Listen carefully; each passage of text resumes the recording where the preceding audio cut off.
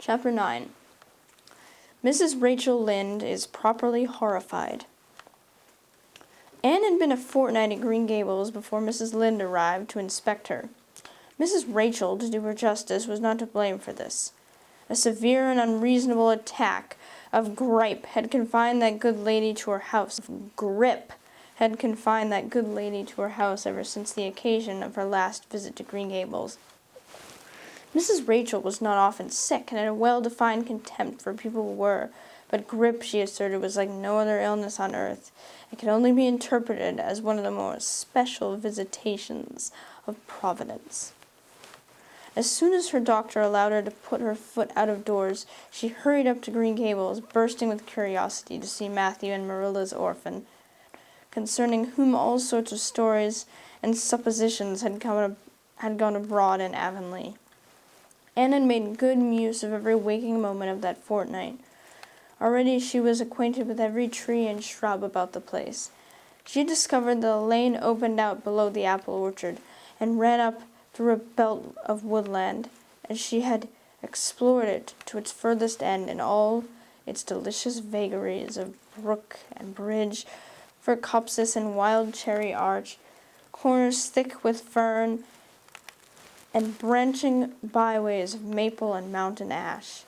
She had made friends with the spring down in the hollow, that wonderful deep, clear, icy cold spring. It was set about with smooth red sandstones, and rimmed in by great palm-like clumps of water fern, and beyond it was a log bridge over the brook.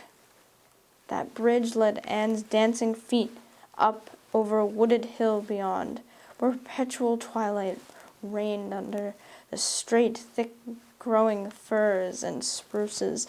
The only flowers there were myriads of delicate June bells, those shyest and sweetest of woodland blooms, and a few pale aerial starflowers, like the spirit of last year's blossoms. Gossamers glimmered like threads of silver among the trees, and the fir boughs and tassels seemed to utter friendly speech. All these raptured voyages of exploration were made in the odd half hours which she was allowed for play, and Anne talked Matthew and Marilla half deaf over her discoveries. Not that Matthew complained, to be sure. He listened to it all with a wordless smile of enjoyment on his face. Marilla permitted the chatter until she found herself becoming too interested in it, whereupon she said she always promptly quenched Anne by a curt command to hold her tongue.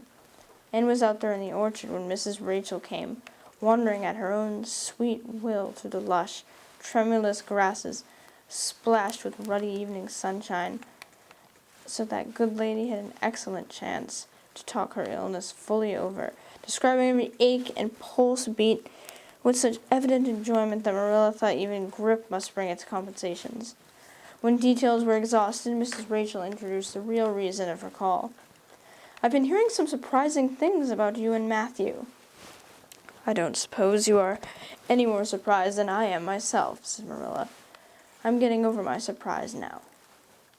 "It was too bad there was such a mistake," said Mrs. Rachel sympathetically. "Couldn't you have sent her back?"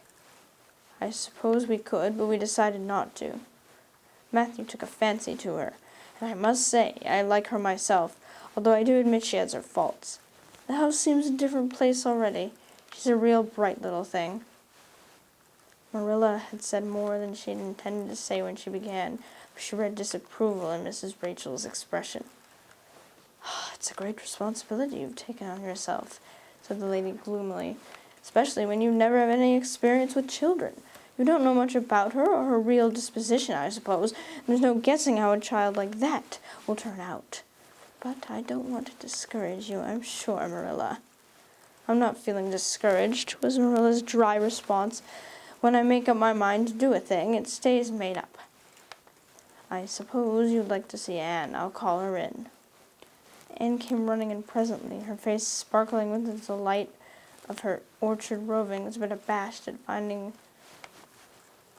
the delight herself in the unexpected presence of a stranger. She halted confusedly inside the door.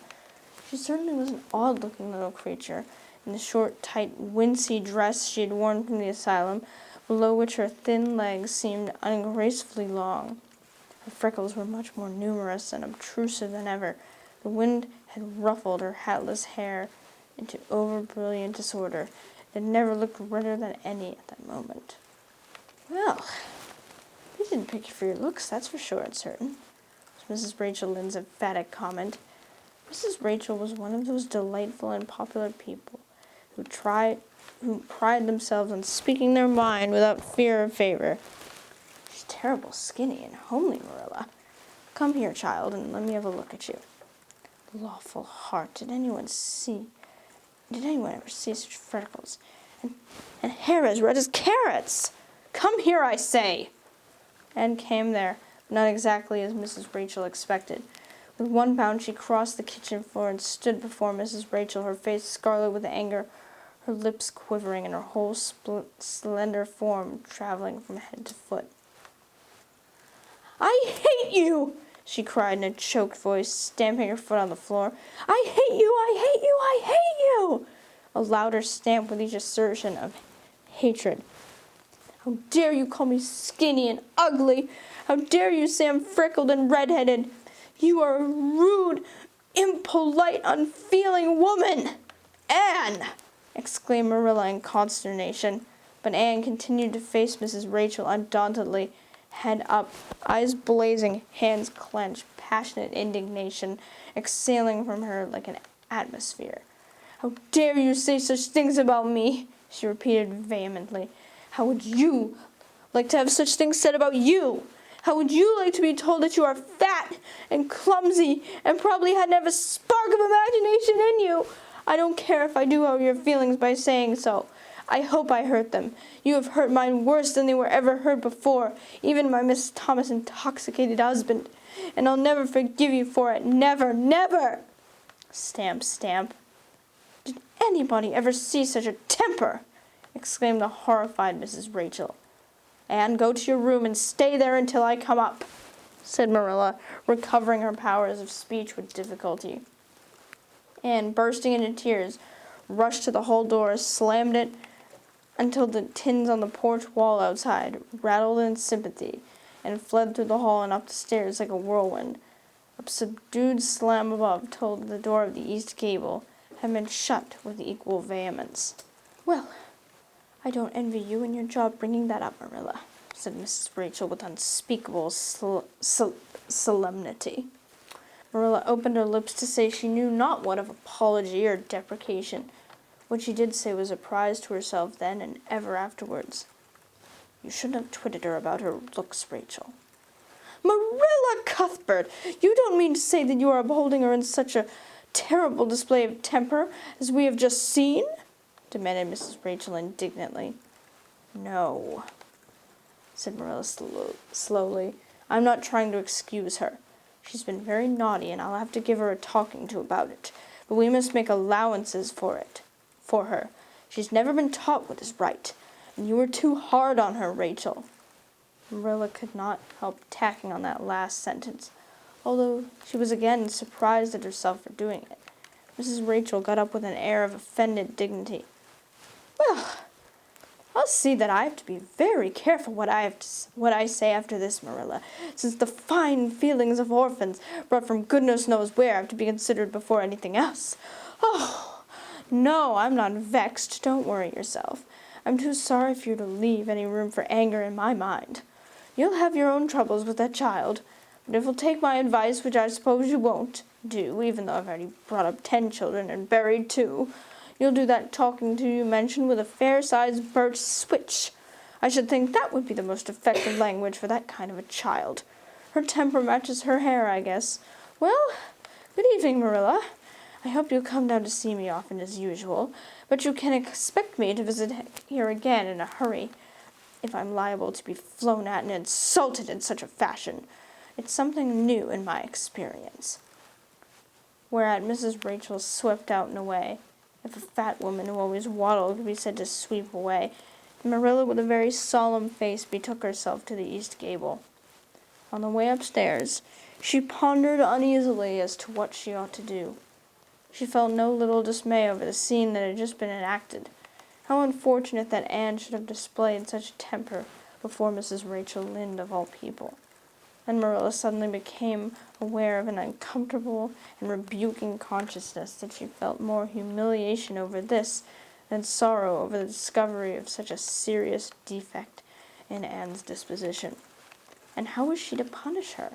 The amiable suggestion of the birch switch, to the efficiency of which all of Mrs. Rachel's own children could have borne smarting testimony, did not appeal to Marilla. She did not believe she should whip a child. No, some other method of punishment must be found to bring Anne to a proper realization of the enormity of her offense. Marilla found Anne face downward on her bed, crying bitterly, quite oblivious of muddy boots on a clean counterpane. "Anne," she said not ungently. No answer. "Anne," with greater severity, "get off that bed this minute and listen to what I have to say to you." Anne squirmed off the bed and sat rigidly on a chair beside it, her face swollen and tear-stained, and her eyes fixed stubbornly on the floor. "This is a nice way for you to behave. Anne, aren't you ashamed of yourself?" "She hadn't any right to call me ugly and red-headed," retorted Anne, evasive and defiant. "You hadn't any right to fly into such a fury and talk the way you did to her, Anne. I was ashamed of you, thoroughly ashamed of you. I wanted you to behave nicely to Mrs. Lynde, and instead of that you have disgraced me. I'm sure I don't know why you should lose your temper. And that was because Mrs. Lynde said you were red-haired and homely. You say it yourself often enough." "Oh, but there's such a difference between saying a thing yourself and hearing other people say it," wailed Anne. "You may know a thing is so, but you can't help hoping other people don't quite think it is. I suppose you'd think I have an awful temper, but I couldn't help it." When she said those things, something just rose right up in me and choked me. I had to fly out at her. "Well, you made a fine exhibition of yourself, I must say. Mrs. Lynde will have a nice story to tell about you everywhere, and she'll tell it, too. It was a dreadful thing for you to lose your temper like that, Anne. Just imagine how you would feel if somebody told you to your face that you were skinny and ugly," pleaded Anne tearfully. An old remembrance suddenly rose up before Marilla. She'd been a very small child when she had heard one aunt say of her to another, "What a pity she is such a dark, homely little thing." Marilla was every day of 50 before the sting had gone out of that memory. "I don't say that I think Mrs. Lynde was exactly right in saying what she did to you, Anne," she admitted in a softer tone. "Rachel is too outspoken. But that is no excuse for such behavior on your part. She was a stranger and an elderly person and my visitor. All three very good reasons why you should have been respectful to her. You were rude and saucy and—" Marilla had a saving inspiration of punishment. "You must go to her and tell her you are very sorry for your bad temper and ask her to forgive you." "I can never do that," said Anne determinedly and darkly. "You can punish me in any way you like, Marilla. You can shut me up in a dark, damp dungeon inhabited by snakes and toads and feed me only on bread and water, and I shall not complain. But I cannot ask Mrs. Lynde to forgive me." "We're not in the habit of shutting people up in dark, damp dungeons," said Marilla dryly, "especially as they're quite scarce in Avonlea. But apologize to Mrs. Lynde you must, and you shall, and you'll stay here in your room until you can tell me you're willing to do it." "I shall have to stay here forever then," said Anne mournfully, "because I can't tell Mrs. Lynde I'm sorry I said those things to her. How can I? I'm not sorry. I'm sorry I vexed you, but I'm glad I told her just what I did. It's a great satisfaction. I can't say I'm sorry when I'm not, can I? I can't even imagine I'm sorry." "Perhaps your imagination will be in better working order by the morning," said Marilla, rising to depart. "You'll have the night to think over your conduct and come out to a better frame of mind. You said you would try to be a very good girl if it kept you at Green Gables, but I must say it hasn't seemed very much like it this evening." Leaving this Parthian shaft to rankle in Anne's stormy bosom, Marilla descended to the kitchen, grievously troubled in mind and vexed in soul.